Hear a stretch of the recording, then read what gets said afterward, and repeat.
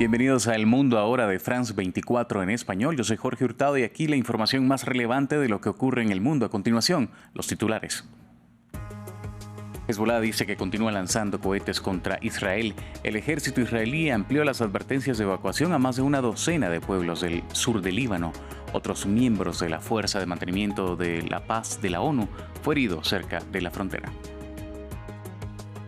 Nuevos ataques israelíes en Gaza mataron al menos a 22 palestinos. Las fuerzas avanzan en Jabalia, donde las agencias de ayuda internacionales dicen que hay miles de personas atrapadas. La Agencia de Alimentación de Naciones Unidas afirmó que ninguna ayuda alimentaria habría entrado al norte de Gaza desde el 1 de octubre. El ejército colombiano lanzó una operación para recuperar el control de El Plateado en el departamento del Cauca, un bastión de la facción del Estado Mayor Central, la principal disidencia de las antiguas FARC. El presidente Gustavo Petro anunció la operación que busca retomar el control que mantenía el grupo armado en la zona.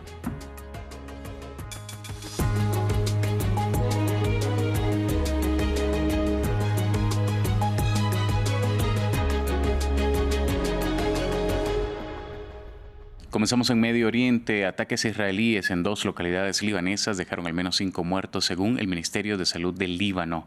Otras 15 personas resultaron heridas en ataques israelíes en 3 zonas diferentes de dicho país, incluido Derbilla, que no había sido atacada previamente. Israel ordenó a los residentes de 23 aldeas del sur evacuar hacia el norte del río Awali. Muchas de estas aldeas, que han sido blanco de ataques recientes, ya están casi vacías. Tel Aviv justificó las evacuaciones afirmando que Hezbolá utiliza estas áreas para ocultar armas y lanzar ataques. Un tercer soldado de paz de la ONU también resultó herido, mientras que el vocero de la UNIFIL rechazó la petición de Israel para moverse de sus posesiones. Las fuerzas israelíes nos han pedido retirar las posiciones a lo largo de la línea azul o hasta 5 kilómetros de la línea azul, así que esa es la distancia de nuestros más o menos 29 posiciones que tenemos, pero como he dicho, se tomó la decisión unánime de permanecer porque es importante que la bandera de la ONU siga ondeando en esta región. Y la situación de miles de familias desplazadas es preocupante en medio de la escalada de tensiones entre Hezbolá e Israel.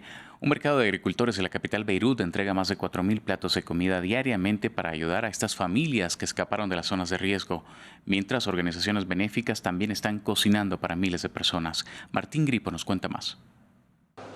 Agricultores libaneses intentan mantener sus ventas. El mercado de la capital, Beirut, mantiene sus puertas abiertas en medio de la escalada de tensión entre Hezbolá e Israel. Sin embargo, muchos productores no pueden acudir a sus puestos por estar atrapados en las zonas del conflicto. Y ahora el comercio en este lugar pasó a un segundo plano. Un comedor social improvisado entrega miles de platos de comida a diario para ayudar a las familias desplazadas. Solíamos preparar 1.500 comidas para las personas necesitadas, como los sirios desplazados. Trabajamos con organizaciones, desde el Banco de Alimentos del Líbano hasta Beit al-Baraka, la clínica Mar Micael y la iglesia. Diferentes organizaciones nos ayudaban para dar estas 1.500 comidas que cocinábamos, pero cuando comenzó la guerra la cantidad de comida aumentó a 4.500 comidas. La ONU advirtió sobre las consecuencias devastadoras por los desplazamientos de miles de personas. World Central Kitchen también instaló cocinas improvisadas para entregar alimentos. Estamos intentando alimentar a la gente en todas partes. Hoy World Central Kitchen está cocinando más de 50.000 comidas calientes al día, almuerzos que se distribuyen desde 18 cocinas diferentes en todo Líbano, y estamos tratando de dar esperanza con un plato caliente. Los desplazamientos preocupan, mientras en las calles aumenta el número de personas que no tienen un lugar a donde ir. Nos desplazaron contra nuestra voluntad y la situación aquí no es muy buena. Pedimos a los funcionarios y a los responsables que se preocupen por nosotros, pero nadie ha venido. Esperamos que los partidos políticos y las autoridades de la zona vengan a ver cómo vive la gente y lo que necesitamos. Los desplazados son miles y muchos de ellos han huido a la vecina Siria. En el norte de Gaza, el ejército israelí volvió a ordenar la evacuación de los gazatíes sin que muchos de ellos sepan hacia dónde dirigirse.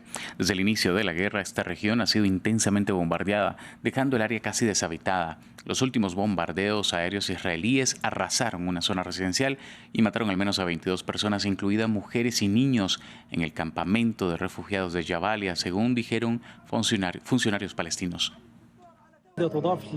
Este es un nuevo crimen que se suma a los ya cometidos por la ocupación israelí. El ejército israelí ha bombardeado varias casas en el barrio de Jabalia al-Balad, pertenecientes a las familias Asaf y Darduna, entre otras familias de esta área densamente poblada. Vamos a revisar algunas protestas en torno al conflicto de Medio Oriente. Familias israelíes rehenes desde el 7 de octubre se reunieron en Tel Aviv tras el fin de Yom Kippur, el día más sagrado del judaísmo. Cerca de 1000 manifestantes portando fotos de los rehenes exigieron al gobierno la liberación de sus seres queridos. La guerra comenzó tras un ataque de Hamas el 7 de octubre que dejó 1.200 muertos y 250 personas tomadas como rehenes. En Roma, Movimiento Pro-Palestina pidieron un alto el fuego en Gaza y Líbano. En la manifestación titulada Detengamos el genocidio y la masacre en Líbano, ondearon una bandera palestina gigante. Los manifestantes marcharon por el centro de Roma al grito de Palestina libre.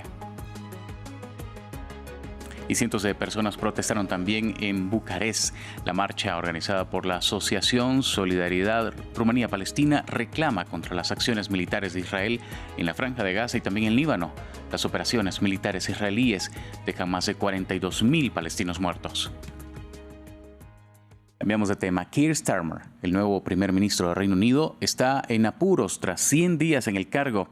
Es criticado por recibir regalos por valor de $140.000 en un momento en el que el país atraviesa una grave crisis económica. Su jefa de gabinete dimitió a los 93 días y los sondeos son malos, con solo un 27% a favor del actual gobierno. Lea Urel nos cuenta más.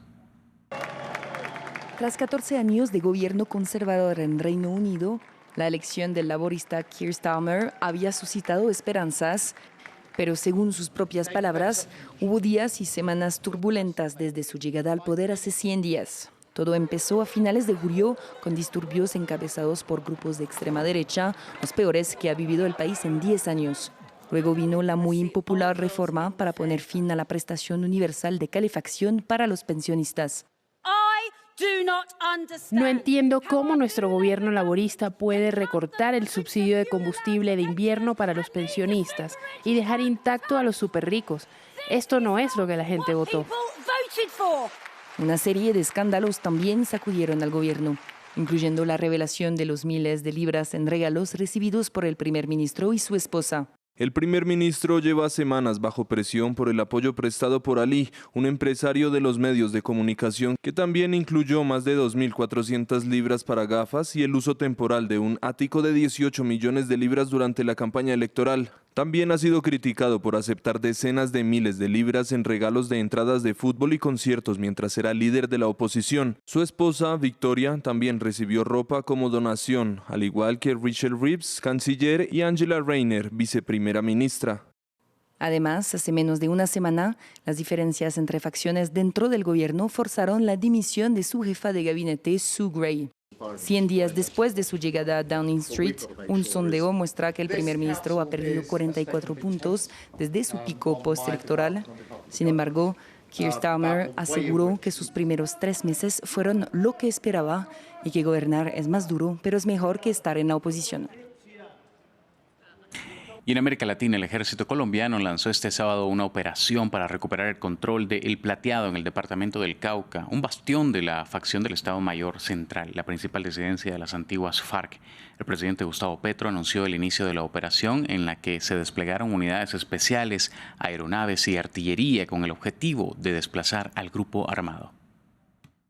Por orden del presidente de la República y después de más de 5 años de dominio sobre el plateado del Estado Mayor que convirtió la región en una bolsa internacional de la cocaína, entra el Ejército de la Patria de Bolívar, Nariño y Santander al plateado.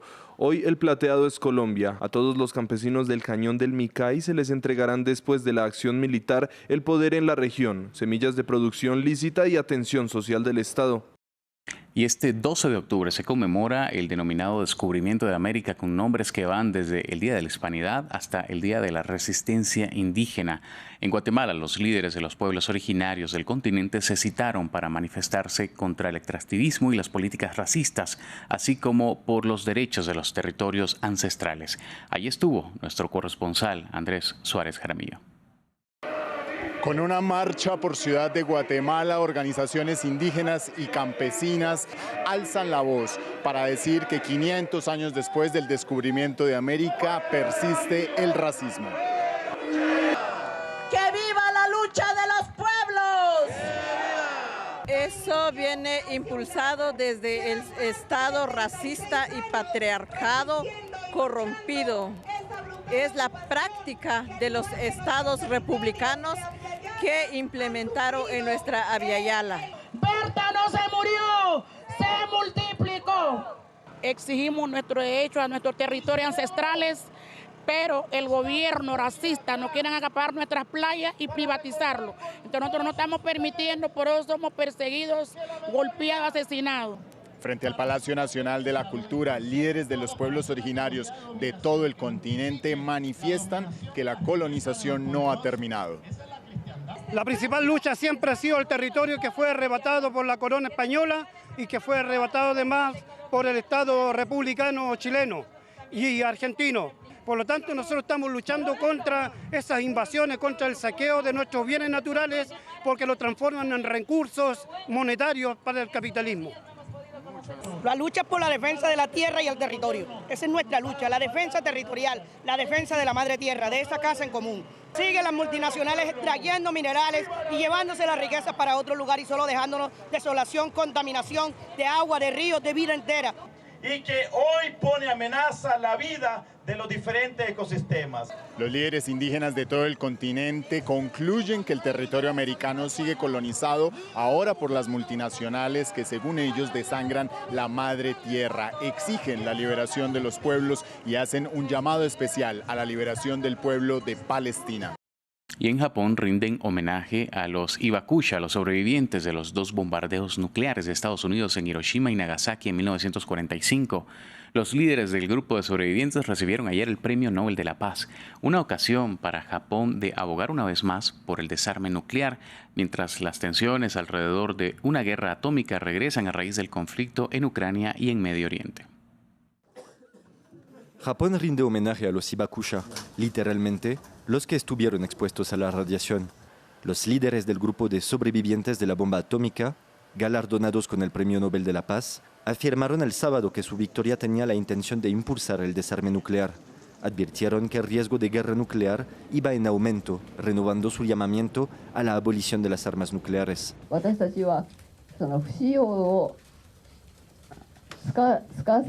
Creemos que lo que ha funcionado como disuasión de las armas nucleares han sido los testimonios de los Hibakusha y las campañas de los Hibakusha. No han sido las armas nucleares las que han disuadido de su uso, sino lo que hemos hecho nosotros.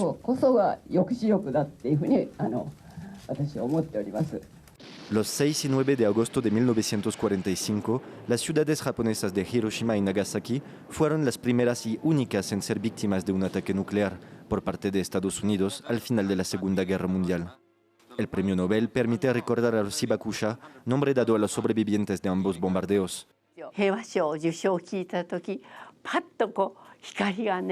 Cuando oí hablar del Premio Nobel de la Paz, sentí como si de repente brillara una luz. Sentí que podía ver la luz. Esto se siente como el primer paso, el comienzo de un movimiento hacia la abolición nuclear. Tras la disuasión nuclear durante la Guerra Fría, la tensión atómica regresa. El presidente ruso, Vladimir Putin, señaló el mes pasado que Moscú se plantearía responder con armas nucleares si Estados Unidos y sus aliados permiten que Ucrania ataque en el interior de Rusia con misiles occidentales de largo alcance. También, a raíz de la confrontación entre Israel e Irán, Tel Aviv espera contrarrestar el proyecto de Teherán de adquirir el arma nuclear. Bueno, y les recordamos que France 24 en español ya está en WhatsApp. Ya nos pueden seguir a través de esta red social donde compartimos lo más importante de la actualidad internacional a diario. Lo pueden hacer escaneando el código QR que encuentran en sus pantallas. Cientos de globos aerostáticos adornaron el cielo durante la Fiesta Internacional de Albuquerque en Nuevo México. El evento, que comenzó en 1972, se ha hecho tan popular que hoy es considerado el más grande del mundo de este tipo. La actividad se realiza cada año, dura 9 días y usualmente se desarrolla durante la primera semana de octubre. Y con estas imágenes nos despedimos de esta edición. Usted continúe con más de France 24 en español.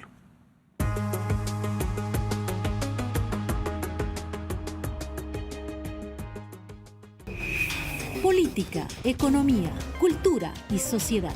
Todo lo que pasa en África está en France 24. Reportajes, corresponsales, invitados, análisis. Una visión global de los desafíos del continente y su diáspora global. Acompáñenme en África 7 días por France 24 y France24.com.